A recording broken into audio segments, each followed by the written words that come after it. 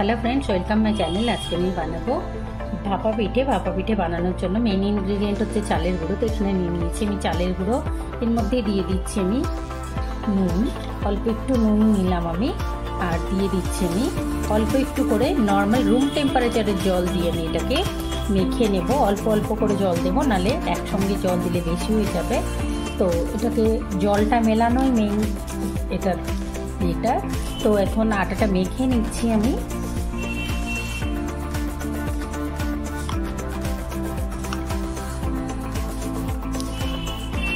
অল্প অল্প করে জল দেবো আর আমি এটাকে মেখে নেব। এটাকে খুব ভালো করে হাত দিয়ে ঘষে ঘষে মেখে নিতে হবে, যাতে পুরো চালের গুঁড়োটা ভেজে কিন্তু একদম নরম না হয়ে যায়। দেখুন হাতে এরকম করে ধরলে দলা পাকিয়ে যাচ্ছে। তো এটাকে এখন আমি এরকম করে খুব ভালোভাবে মিলিয়ে নেব জলটাকে।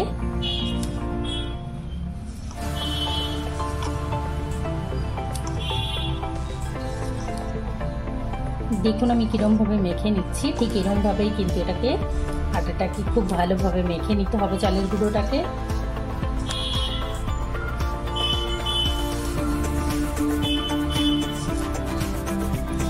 চালের গুঁড়োটা ড্রাই থাকলে যেমন খুব ভালো হবে না পিঠেটা, তেমনি একদম হয়ে গেলে কাদা কাদা হয়ে গেলে নরম হয়ে গেলেও কিন্তু খুব ভালো হবে না পিঠেটা। যার জন্য আমাদের জল মেশানোটা খুব ভালোভাবে খেয়াল রাখতে হবে পিঠেটাকে ঠিকঠাকভাবে তৈরি করে নেওয়ার জন্য। এই দেখুন যেইগুলো গোটা পাকিয়ে গেছে, দলা পাকিয়ে গেছে, এইগুলোকে আমি এরকম করে ভেঙে নিচ্ছি হাত দিয়ে এরকম করে ঘষে ঘষে। তো এইরকমভাবে আমি পুরোটা মেখে নেব। দেখুন এরকম করলে মুঠো হয়ে যাচ্ছে, আবার ভেঙে দিলে ভেঙে যাচ্ছে। তো ঠিক এই অবস্থায় আমরা আটাটাকে মনে করব যে আমাদের ঠিকঠাকভাবে মাখা হয়েছে। তো এটাকে আমি একটু 2 মিনিট মতো হাতে ঘষে ঘষে মেখে নিয়ে তারপরে ঢাকা দিয়ে রেখে দেব।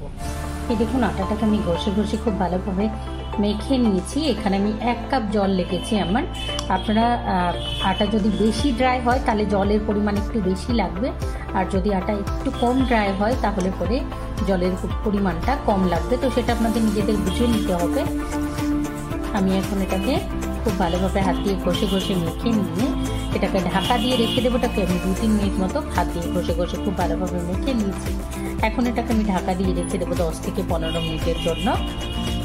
চাইলে আপনারা এটাকে 1 ঘন্টা পর্যন্ত এরকমভাবে ভিজিয়ে রেখে দিতে পারেন। এদিকে আমি ঢাকা দিয়ে রেখে দিয়েছিলাম আমি, আধ ঘন্টা হয়ে গেছে। তখন ঢাকাটা টেনে নিচ্ছি, নিয়ে আবারও নাড়িয়ে নিচ্ছি আমি চালের গুঁড়োটা। নাড়িয়ে নেওয়ার পরে এরকম আমি একটা স্ট্রেনার নিয়েছি স্টিলের, এর মধ্যে দিয়ে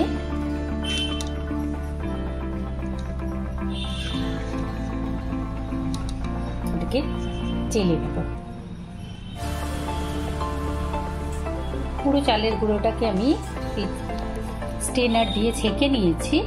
এখন চলুন আমরা পিঠেগুলো তৈরি করব। এইরকম ভাবে পুরো আটাটা আমি স্ট্রেন করে নেব। এইরকম নিয়েছি আমি একটা, এরকম ছোট ছোট বোল নিয়েছি আমি রেডি। এখানে নিয়েছি আমি গুড়। আপনারা চাইলে জ্যাগরি পাউডারও নিতে পারেন অথবা খেজুরের গুড় নিতে পারেন। আমি নিয়েছি এখানে গুড়টা। দেখুন এইবারে এর মধ্যে এখন আমি স্টিলের বোলটার মধ্যে দিয়ে দিচ্ছি প্রথমে একটুখানি গুঁড়োটা।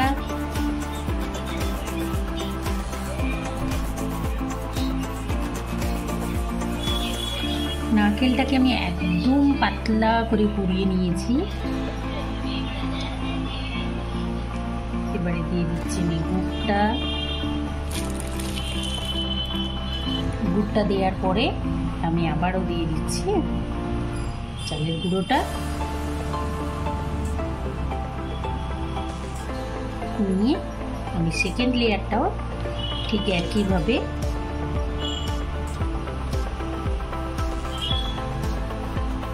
আবারও নারকেলের পরে দিয়ে দিলাম গুড়টা।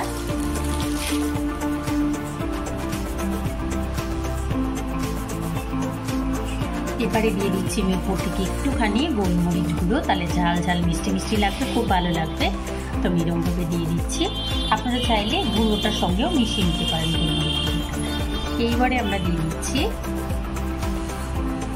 চালের গুঁড়োটা, এইটা দিয়ে আমরা প্লেন করে দেবো। একটা বোল রেডি করে রেখে দিলাম, এখানে আমি আরেকটা বলে রেডি করে দিচ্ছি।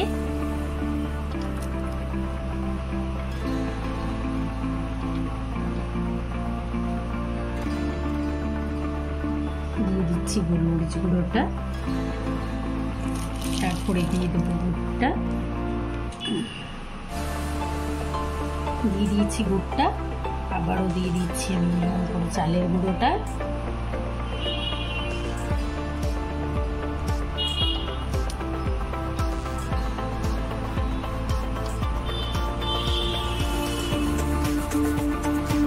আবারও দিয়ে দেবো আমি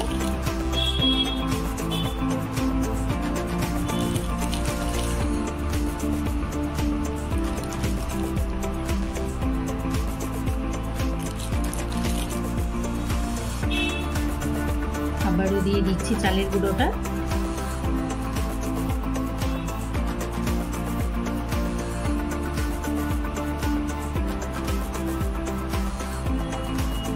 এটাকে আমরা করে হাত দিয়ে চেপে দেব। চলুন এবার আমরা এটাকে ভাপিয়ে নেব। এইরকম আমি সাদা কাপড় নিয়েছি, কাপড়গুলোকে ধুয়ে নেব। ধুয়ে নিয়েছি। এখন আমি বোলটার উপরে, আটার বোলটার উপরে এরকম করে নিয়ে নেব। এরকম করে নেব।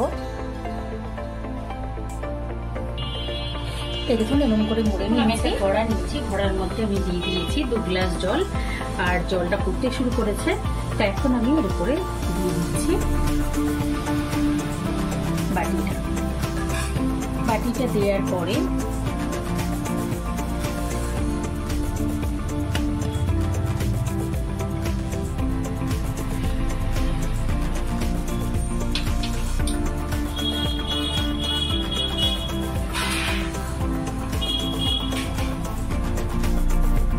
খুব সাবধানে এটাকে আমরা মুড়ে দেবো। পিঠেটার চারপাশ দিয়ে ব্যাপার উঠতে শুরু করেছে, তার মানে এটা হয়ে গেছে।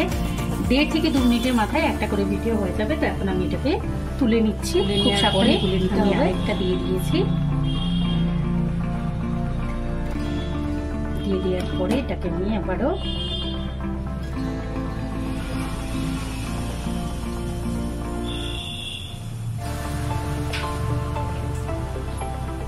ঠিক একইভাবে মুড়ে রেখে দিচ্ছি।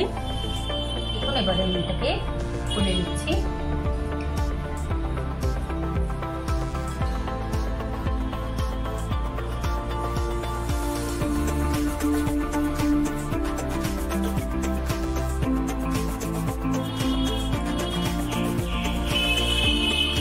দেখলেন তো কত সহজে তৈরি হয়ে গেল আমাদের ভাপা পিঠে।